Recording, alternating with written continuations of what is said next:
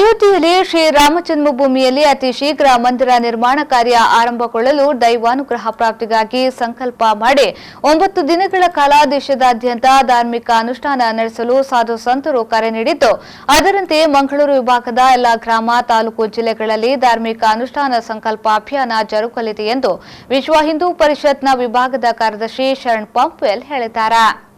ಪ್ರತಿಯೋರ್ವ ಹಿಂದೂ ವೈಯಕ್ತಿಕವಾಗಿ 9 ದಿನಗಳ ಕಾಲ ಒಂದು ಮಾಲೆ ಶ್ರೀರಾಮ ಜಯರಾಮ ಜಯ ಜಯರಾಮ ರಾಮತಾರಕ ಮಂತ್ರ ಜಪ ಮಾಡಬೇಕು.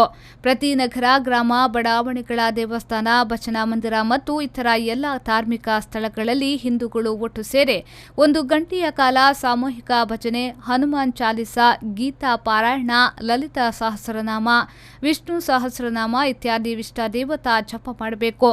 ತಾಲೂಕು ಮತ್ತು ಜಿಲ್ಲಾ ಕೇಂದ್ರಗಳಲ್ಲಿ ದೊಡ್ಡ ಮಟ್ಟದಲ್ಲಿ ಸಾಮೂಹಿಕ ಹೋಮ, ಹವನ, ಅಭಿಷೇಕ ಹಾಗೂ ಪಠಣ ಮಾಡಬೇಕೆಂಬ ಸಾಧು ಸಂತರ ಕರೆಯಂತೆ ಎಲ್ಲರೂ ಅನುಷ್ಠಾನಗೊಳಿಸಬೇಕು ಎಂದು ಅವರು ಇದೇ ವೇಳೆ ಸುದ್ದಿಗೋಷ್ಠಿಯಲ್ಲಿ ಮನವಿಯನ್ನ ಮಾಡಿದ್ರು.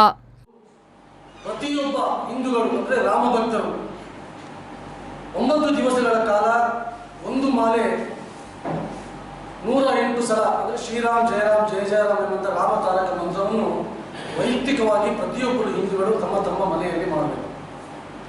ಇನ್ನು ಎರಡನೇದು, ಪ್ರತಿ ನಮ್ಮ ನಗರ ಇರ್ಬೋದು, ವಾರ್ಡ್ ಇರ್ಬೋದು, ಅಥವಾ ಬೇರೆ ಬೇರೆ ಬಡಾವಣೆಗಳಿರ್ಬೋದು, ಅಲ್ಲಿ ದೇವಸ್ಥಾನ, ಭಜನಾ ಮಂದಿರ ಅಥವಾ ಧಾರ್ಮಿಕ ಸ್ಥಳಗಳಲ್ಲಿ ಅಲ್ಲಿರುವಂಥ ಎಲ್ಲ ರಾಮ ಭಕ್ತರು ಹಿಂದೂಗಳು ಒಟ್ಟು ಸೇರಿ ಸಾಮೂಹಿಕವಾಗಿ ಹನುಮಾನ್ ಚಾಲಿಸಾ ಪಠಣ ಇರ್ಬೋದು, ಗೀತಾ ಪಾರಾಯಣ ಇರ್ಬೋದು, ಲಲಿತಾ ಸಹಸ್ರನಾಮ ಇರ್ಬೋದು, ಈ ರೀತಿ ಬೇರೆ ಬೇರೆ ಧಾರ್ಮಿಕ ಕಾರ್ಯಕ್ರಮಗಳನ್ನು ಮಾಡುವುದರ ಮುಖಾಂತರ ಅಯೋಧ್ಯೆಯಲ್ಲಿ ಪಲ್ಲವಿ ಸಂತೋಷ್, ವಿ4 ನ್ಯೂಸ್ 24/7 ಉಡುಪಿ.